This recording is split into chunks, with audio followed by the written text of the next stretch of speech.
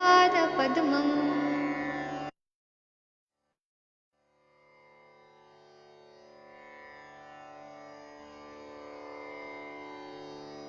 ॐ नमामि धन्वन्तरिमादिदेवम् सुरासुरैर्वन्दितपादपद्मम्। लोके जरारुभयमृत्युनाशनं दातारमीशं विविधौषधीनां। शङ्खं चक्रं जलौकां दधतं मृतघटं चारुदोर्भिश्चतुर्भिः। सूक्ष्मस्वच्छातिहृद्यं शुकपरिविलसन् मौलिमम्भोजनेत्रम्। कालाम्भोदोज्ज्वलाङ्गं कटितटविलसच्चारुपीताम्बराढ्यं वन्दे धन्वन्तरीतं निखिलगदवन् प्रौढदावाग्निलीलं प्रौढदावाग्निलीलं प्रौढदावाग्निलीलम्।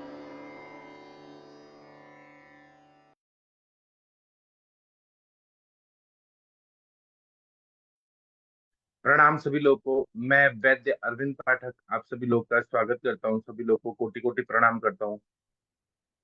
आइए आज हम लोग चरक संहिता पढ़ेंगे। मेरी आवाज आ रही होगी अच्छे से। तो हम लोग ये अष्टांग हृदय पढ़ेंगे, सॉरी चरक संहिता पढ़ेंगे। इसमें हम चक्रपाणि की टीका पढ़ रहे हैं। इसमें 6 नंबर का श्लोक तक हो गया था। इसमें से आप लोगों में से कौन पढ़ना चाहेगा? यह ही धर्मार्थ का मोक्ष, ये वाला पढ़ना है। वीना मैडम आप पढ़ सकती हैं।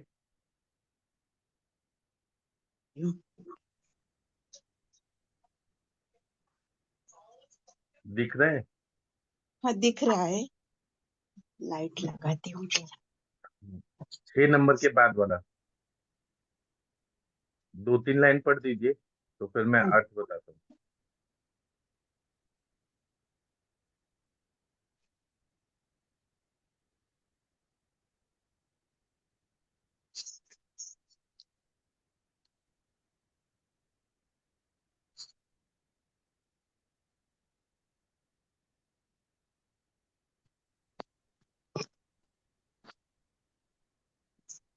मेरा ये बड़ा ही नहीं हो रहा है। अच्छा, कोई किसी को दिख रहा है जो लैपटॉप पे है? किसी को पढ़ना है तो पढ़ सकते हैं। यही धर्मार्थ का मोक्ष वाला। डॉक्टर राम सर आपको दिख रहा है? यह नहीं तो ही मैं, सर धर्म। प्रणाम सर। हाँ ओके। आपको दिख रहा है? जी सर, जी सर। हाँ ये पढ़िए, यही धर्मार्थ का मोक्ष, 6 नंबर के बाद वाला।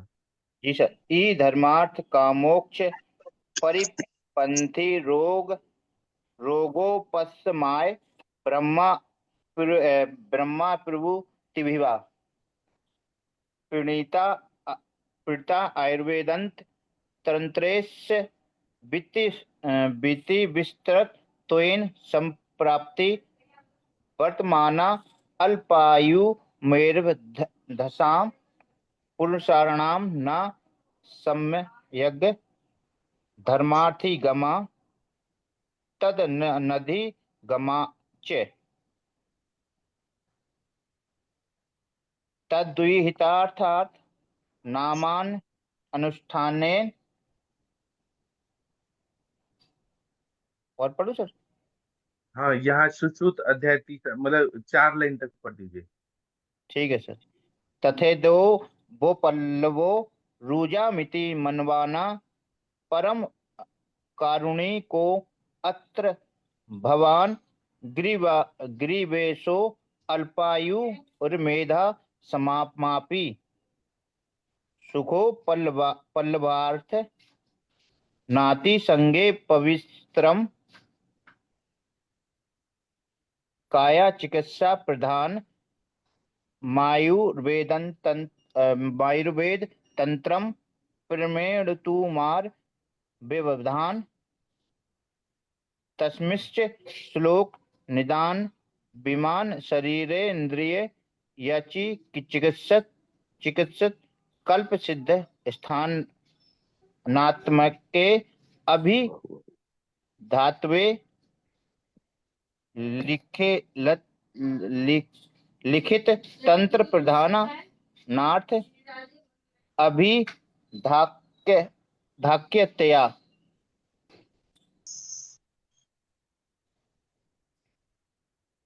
श्लोक स्थान मेवाग्रे वक्तव्य ममन्यत बक्ष्यति ही श्लोक स्थानम समुद्रष्टिम तंत्र समुद्रष्टिम तंत्र स्यास्य मैं पढ़ूं? शिरा शुभम चतुष्कारणाना मार्थाना स्थाने अस्मिन् संग्रह कृता सूत्र स्थान 30 इति।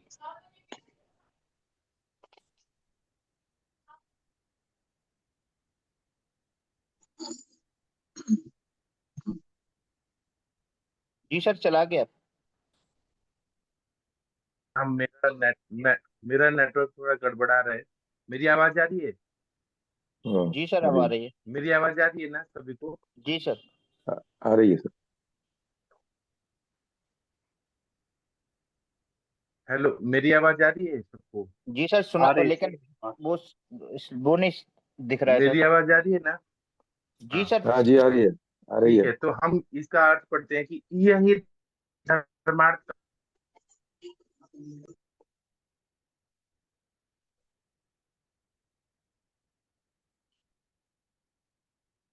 एक मिनट रुक जाइए, मैं ना अपना दूसरा नेटवर्क शुरू करता हूँ। एक मिनट, यहाँ पे नेटवर्क का थोड़ा प्रॉब्लम हो रहा है। एक मिनट रुक जाइए।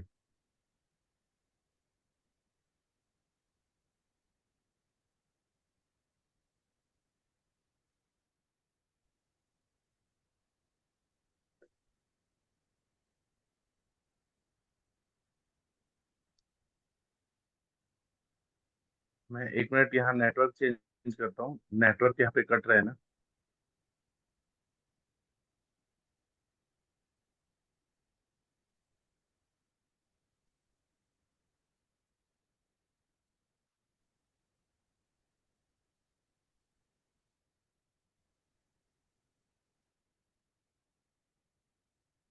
हाँ, अब मेरी आवाज आ रही होगी। अभी नेटवर्क चेंज किया है। आ रही है ना मेरी आवाज? जी सर हाँ, आ तो रही है।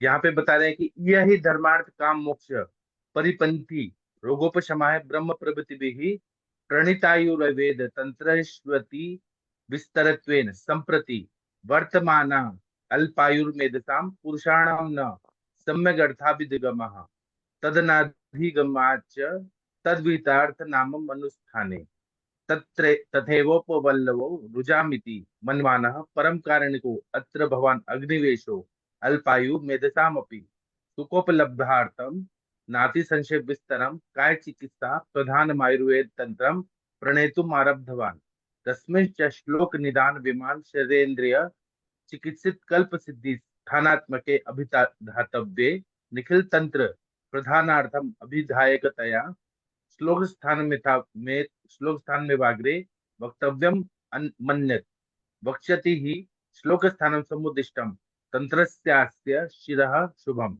चतुष्काणां महाअर्थानं स्थाने अस्मिन् संग्रह कृतः सूत्र स्थान अध्याय 30 इति। तो यहाँ पे सूत्र स्थान को श्लोक स्थान बोला है।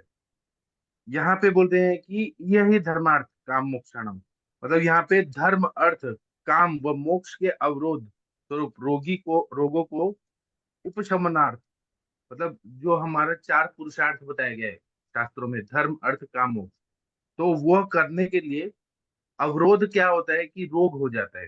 रोग होने की वजह से इंसान धर्म अर्थ काम मोक्ष नहीं कर पाता है।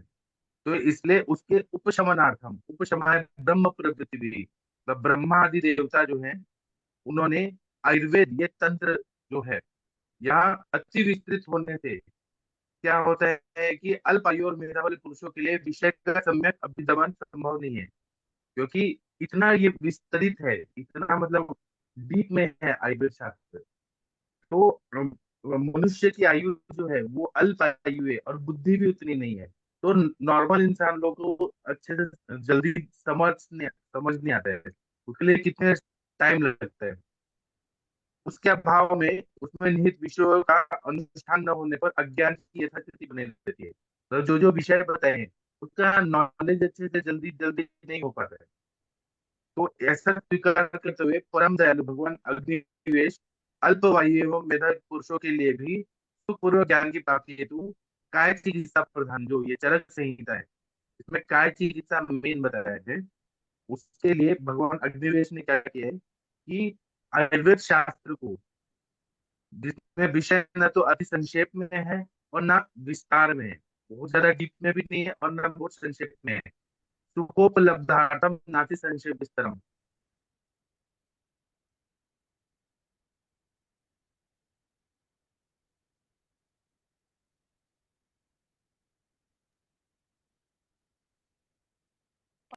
चली गई। अभी आ रही है। हाँ, थोड़ा नेटवर्क डिस्टर्ब हो रहा है। तो उन्होंने इस मूल जो काय चिकित्सा ग्रंथ है उसका प्रणयन किया, मतलब उन्होंने लिखा। ये असली में मूलतः चरक संहिता जो है ये अग्निवेश संहिता है। ठीक है, तो ये अग्निवेश जी ने लिखा है। और इसमें श्लोक स्थान, सूत्र स्थान को इन्होंने श्लोक स्थान बोला है। तो सूत्र स्थान, फिर निदान स्थान, विमान स्थान, शारीर स्थान, इंद्रिय स्थान, चिकित्सा स्थान, कल्प स्थान, सिद्धि स्थान लेकर कुल 8 स्थान है, जिसमें संपूर्ण तंत्र के प्रधान विषयों का अभिधान करने के लिए सूत्र स्थान को सर्वप्रथम कहा गया है।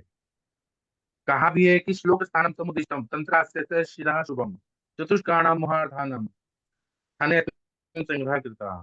मतलब यह तंत्र का जो सिर है, जिसे अगर हम लोगों ने एक कल्पना किया कि मनुष्य का शरीर है, तो जो श्लोक स्थान जो है, श्लोक स्थान समुदिष्टम तंत्रास्य शिरः शुभम, ये सिर है, मेन है। जैसे हमारा मस्तिष्क सिर सबसे सबसे इम्पोर्टेंट होता है, वैसे ही श्लोक स्थान भी, जो सूत्र स्थान है, वो सबसे शुभ माना गया है, प्रधान माना गया है। तो वो पहले कहा गया है। और संपूर्ण संहिता के प्रधान विषयों को चतुष्क के रूप में संग्रहण किया गया है। चतुष्क मतलब चार चार चतुष्क। पहला जो है चार स्थान वो भेषज चतुष्क है। तो यहाँ पे संपूर्ण संहिताओं को चतुष्क के रूप में संग्रह किया गया है। जो सूत्र स्थान है उसको सार भाग वहां पे पहले भेषज चतुष्क होता है। और इस स्थान की विषय में चार चतुष्क, 7 चतुष्क बताए हैं, 7 चतुष्क बताए हैं। और 2 संज्ञक अध्यायों को विभक्त कर दिया, ऐसा इन्होंने चरक संहिता लिखा हुआ है।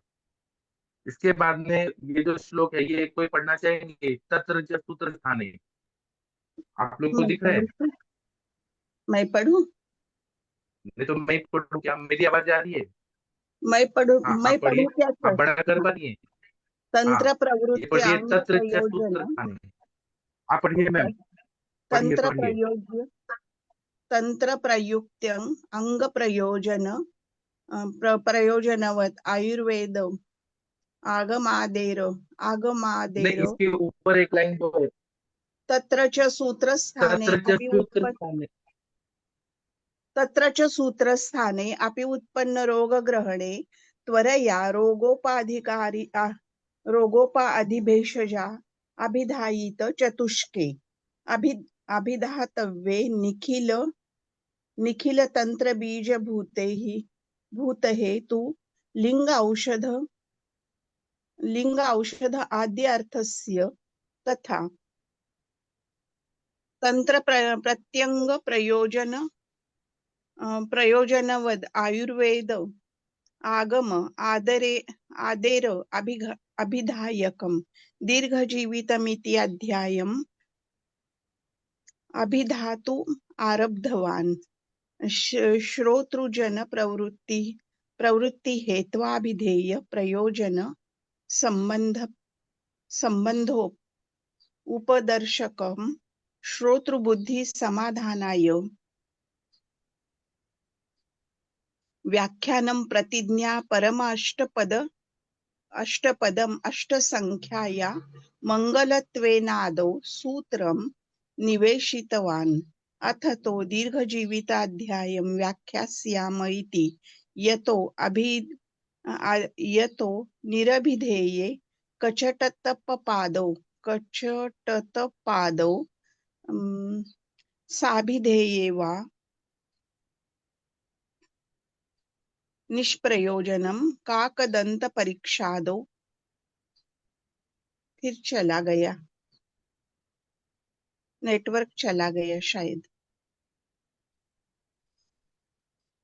अभी देखिए आ गया।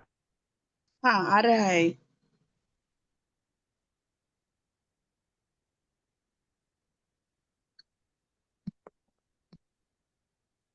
दिख रहा है? हाँ, दिख रहा है।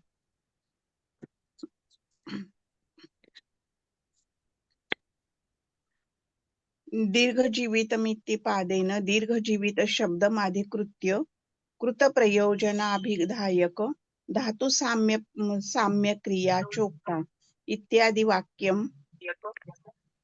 यही से इत्यादि वाक्याभिधायकेन दर्शितं मंतव्यम। ननु प्रयोजनाभिधानम शास्त्र प्रवृत्त्यार्थमिति यदुक्तं तत्र युक्तं ततो यतो न प्रयोजनाभिधानमात्रेण प्रयोजनवत्तावधारणं विप्रलम्भक संसार मोचन प्रतिपादक दिशास्त्रेषु प्रयोजनाभिधाने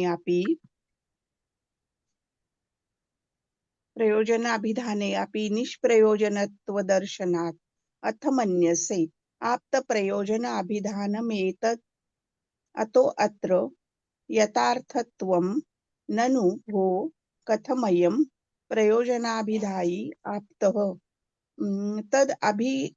तदभिहितशास्त्रस्य यथार्थत्वादिति चेत्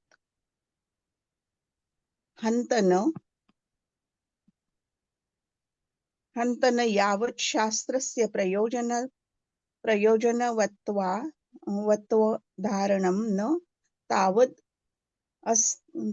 शास्त्रप्रवृत्तिः न यावत् शास्त्रप्रवृत्तिः न तावत् शास्त्रस्य यथार्थत्वधारणं न यावत् शास्त्रस्य यथार्थत्वधारणं न तावत् शास्त्रस्य। एक मिनट रुकिए।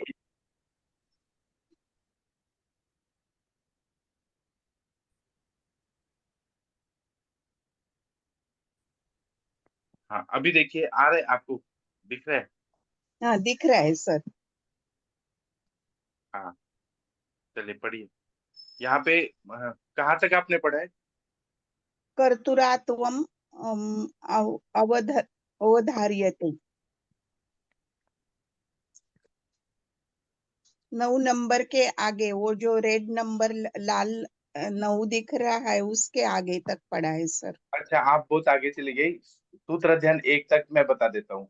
ये जो है ना 4-5 लाइन, ये मैं बता देता हूँ। हाँ, इन्होंने ये बताया कि ये चरक संहिता जो है ये अग्निवेश तंत्र है, और उन्होंने अग्निवेश जी ने ये देखा कि आयुर्वेद शास्त्र तो इतना डीप में है, और मनुष्य की आयु इतनी नहीं है और बुद्धि भी इतनी नहीं है कि आयुर्वेद को पढ़ सके। लेकिन उन्होंने शॉर्ट में, ज्यादा न संक्षेप में न विस्तार से, इस आयुर्वेद शास्त्र को हमारे लिए दिया है, और श्लोक स्थान या सूत्र स्थान को पहले दिया है।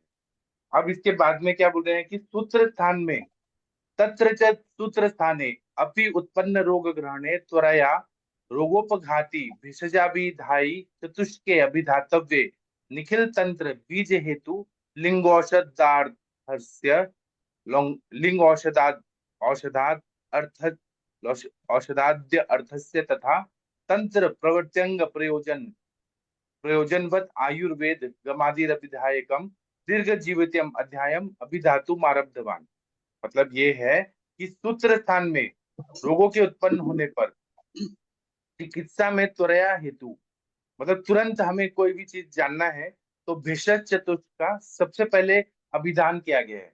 तो भेषज चतुष्क में 4 अध्याय कौन से हैं? तो पहला है दीर्घ जीवितीय अध्याय, फिर दूसरा अध्याय कौन सा है? अपामार तंडुल्य अध्याय, तीसरा अध्याय का नाम क्या है? आरगवती अध्याय। चौथा अध्याय का नाम क्या है? तो षड विरेचन तृतीय अध्याय। तो ये चिकित्सा का मेन ग्रंथ है। ऐसा प्रश्न होता है कि इन्होंने एनाटॉमी नहीं बताया, फिजियोलॉजी नहीं बताया, सबसे पहले भेषज चतुष्ट क्यों बताया? तो तुरंत हमें, क्योंकि ये मेडिसिन का ग्रंथ है, काय चिकित्सा प्रधान ग्रंथ है, तो हमें उन्होंने उनको ये मालूम है कि हम लोग चिकित्सक है, हमें सब कुछ मालूम है, तो उन्होंने पहले चिकित्सा पे बताया, फोकस किया। और ये जो चार अध्याय है इसको भेषज चतुष्ट बोला है। अगर जैसे कि हम लोग चौथा अध्याय जो है ना, उसमें कंडूक नगण, फिर उसके बाद में कुष्ठग नगण, वर्ण गण, उससे हम तुरंत मेडिसिन निकाल के पढ़ के और हम चिकित्सा करते हैं। तो इसीलिए रोग को ठीक करना पहले जरूरी है, इसलिए उन्होंने अपामार तंडुल्य अध्याय में पहले शिरोविरेचन के लिए अपामार तंडुल्य, पहले शिरोविरेचन बताए, फिर वमन के द्रव्य बताए, विरेचन के बताए, ऐसे इस तो मेडिसिन पहले बता दिया। तो इसीलिए उन्होंने और फिर बाद में पूरा जो ग्रंथ है उसको, और दीर्घ जीवित अध्याय में क्या बताया कि हेतु लिंग औषध, हेतु जानना है, लिंग जानना है और औषध। इस हिसाब से उन्होंने सबसे पहले भेषज चतुष्ट बताया है। रोग को उपघातज, रोग को नष्ट करने वाला भेषज चतुष्ट सबसे पहले बताया। उसमें संपूर्ण तंत्र को, पूरा जो आयुर्वेद तंत्र है, उनके हेतु लिंग औषध, हेतु मतलब कॉजेजेस, लिंग मतलब साइन एंड सिम्टम्स, और औषध मतलब ट्रीटमेंट, इसके विषय और तंत्र में प्रवृत्ति, तंत्र में हम लोग जा रहे हैं तंत्र सीखने के लिए। फिर प्रयोजन, क्यों बनाया है और ये आयुर्वेद क्यों है, इसका प्रयोजन मालूम होना चाहिए। तो धातु साम्य क्रिया चुकता तंत्रास्य से प्रयोजनम, धातु साम्य करना ही तंत्र का प्रयोजन है। फिर आयुर्वेद अवतरण, मतलब आयुर्वेद का अवतरण कैसे हुआ, आयुर्वेद कैसे फैला सब जगह ऋषि मुनि लोगों से। उसके बाद में ऐसा, ये जो अध्याय का अभिधान है वो दीर्घ जीवित अध्याय में सबसे पहले बताया है। क्या क्या बताया दीर्घ जीवित अध्याय में? तो हेतु बताए हैं, लिंग बताए हैं, औषध बताया है, तंत्र में प्रवृत्ति कैसे होती है, फिर प्रयोजन बताया है, आयुर्वेद का अवतरण बताया है। ऐसे ये सब चीजें दीर्घ जीवित अध्याय में बताया है। फिर उसके बाद में क्या बोल रहा है? स्रोत जन प्रवृत्ति हेतु ध्येय प्रयोजन संबंधोपदर्शकम, स्रोत बुद्धि समाधान है, व्याख्यान प्रतिज्ञा परम मष्ट मष्ट पद मष्ट संख्याया मंगलत्वेन सूत्रम निवेशितवान अथा तो दीर्घ जीवित मध्यम व्याख्या श्यामः इति। इसका मतलब ये है कि इन्होंने श्रोत्रजन की प्रवृत्ति में, जो सुनने वाले लोग जो हैं उनकी प्रवृत्ति में पहले हेतु बताया, फिर अभिधेय मतलब जानने योग्य जो अभिधेय है, प्रयोजन और संबंध का उपदर्शक, श्रोत्र बुद्धि के समाधान के लिए व्याख्यान की प्रतिज्ञा मंगलार्थक होने के कारण अष्टपद में ही सूत्र के रूप में विशेषित कर दिया, निषेवित कर दी गई है। और इन्होंने अष्टपद में क्या बताया? अथातो दीर्घ जीवितीय मध्याह्न व्याख्या समा, ये शब्द बोला है। और ये बता रहे हैं अविधेय रहित विषयों में व्यक्ति की प्रवृत्ति नहीं होती है। मतलब हम अगर कोई फोकस नहीं रखें कि हमें क्या सीखना है, क्या पढ़ना है, तो हम क्या पढ़ेंगे। इसीलिए जैसे कि ये जो बताया आदि गुरु शंकराचार्य जी ने जब बोला, उन्होंने वेदांत दर्शन, तो उसमें क्या बोला? अथातो ब्रह्म जिज्ञासा, मतलब ब्रह्म कौन है उनकी जिज्ञासा होना, कि ईश्वर कौन है, ब्रह्म कौन है। तो जब हम ये अभिधेयत्व रखते हैं ना, एक टारगेट रखते हैं कि हमें ये चीज जानना है, ये विषय जानना है, तो फिर हम उसको फिर ढूंढने लगते हैं। तो यहाँ पे इन्होंने दीर्घ जीवितीय मध्याह्न व्याख्या से मतलब हम दीर्घ जीवितीय नाम का अध्याय का व्याख्या से बता रहे हैं। तो दीर्घ जीवितीय मतलब दीर्घ जीवन, इसका जब हम बताते हैं तो ये हमारा टारगेट है कि दीर्घ जीवित होने के लिए क्या क्या चीजें हमें जाननी जरूरी है। सबसे पहले जो जो मेन मेन चीज है वो जानना है। तो अभिधेयत्व होना बहुत जरूरी है। अगर कुछ चीजें अभिधेय का प्रयोजन नहीं रहेगा तो हम कोई वो प्रयास ही नहीं करेंगे। उसी तरह से अभिधेयत्व ज्ञान विरहित मितोद्यमा श्रीतुल्यमपि ग्रंथम नाध्यन्ते ही साधवा इति। अभिधेय की तरह प्रयोजन की भी भांति निर्वाह करने का अभिधेय और शास्त्र का अभिधान विधेय लक्षण संबंध है।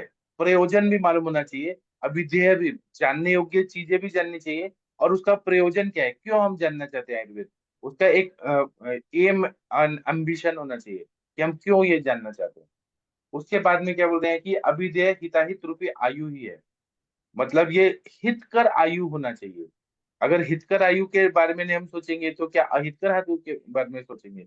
हमें तो हिता, और इसीलिए इन्होंने क्या बोला, हिताहितम सुखम दुखम आयुष्य हिताहितम, मानम च तत्र तच यत्रोक्तम आयुर्वेद उच्यते। तो हितकर आयु ये हमारा अभिधेय है, प्रयोजन है। जहाँ हित आयु और फिर अहित आयु, सुख आयु और दुख आयु का हित तत्व जानने वाला चीज जो है, जो तो उसको ही आयुर्वेद कहा गया है। इसलिए सभी अभिधेय का अवरोध हो जाता है। बाकी सब चीज नहीं जानना है, हमें आयु के बारे में जानना है। हितकर आयु, अहितकर आयु, सुखायु और दुखायु, ये हमें जानना है। तो आयुर्वेद का यही प्रयोजन है कि हम आयुर्वेद को इसलिए जानते हैं। और दूसरा क्या है कि प्रयोजन मेन क्या है, धातु साम्यम क्रिया चोक्तम। प्रयोजन धातु साम्य करना, धातु साम्य क्रिया चोक्ता तंत्र आस्य प्रयोजनम, यही हमारा प्रयोजन है। और धातु का साम्यावस्था लाना, ये तंत्र का प्रयोजन है। अब हम इतना पढ़ दिए है ना, अब कल हम बाकी टीका पढ़ेंगे। चलिए, आदरणीय बीना मैडम जी, आप भगवान का प्रेयर करना चाहेंगी? बीना मैडम जी सर, कर रहे। पढ़ दीजिए, भगवान का प्रेयर कर दीजिए। थोड़ा थोड़ा पढ़ेंगे ना तो हो जाएगा, ये थोड़ा थोड़ा ही पढ़ना है रोज। हाँ, पढ़िए, बोलिए। नरेंद्रहार नागेंद्रहाराय त्रिलोचनाय भस्मांगरागाय महेश्वराय नित्याय शुद्ध्याय दिगंबराय तस्मै नकाराय नमः शिवाय। मंदाकिनी सलिल चंदन चर्चिताय नंदीश्वर प्रथमनाथ महेश्वराय मंदार पुष्प बहुपुष्प सुपूजिताय तस्मै मकाराय नमः शिवाय। शिवाय गौरी वदनाब्ज वृंद सूर्याय दक्षाध्वर ध्वरनाशकाय श्रीनीलकंठाय वृषध्वजाय तस्मै शिकाराय नमः शिवाय।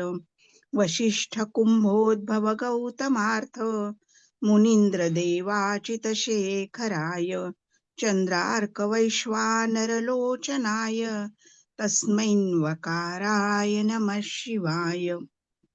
यक्षस्वरूपाय जटाधराय पीनाकहस्ताय सनातनाय दिव्याय देवाय दिगंबराय तस्मै यकाराय नमः शिवाय। पंचाक्षरम् इदं पुण्यं यः पठेन् शिवसन्निधौ शिवलोकम् अवाप्नोति शिवेन सह मोदते। Thank you sir. चलिए, थैंक यू मैम। अब हम इसमें एक और चीज रह गया, काक दंत परीक्षा दो। मतलब अगर कोई चीजें निष्प्रयोजन है तो कौवे की दांत का परीक्षा करना, ऐसा हो जाएगा। हम कौवे के दांत क्यों देखेंगे अगर निष्प्रयोजन है? इस पे मैं कल चर्चा करूंगा, कल मैं बताऊंगा। तो अभी मैं सेशन बंद करता हूँ। शाम को 7 बजे मिलेंगे और रात को 9 बजे मिलेंगे। थैंक यू, प्रणाम सभी लोगों को। आप लोग का दिन शुभ, शुभकामनाएं। थैंक यू, प्रणाम। Thank you sir.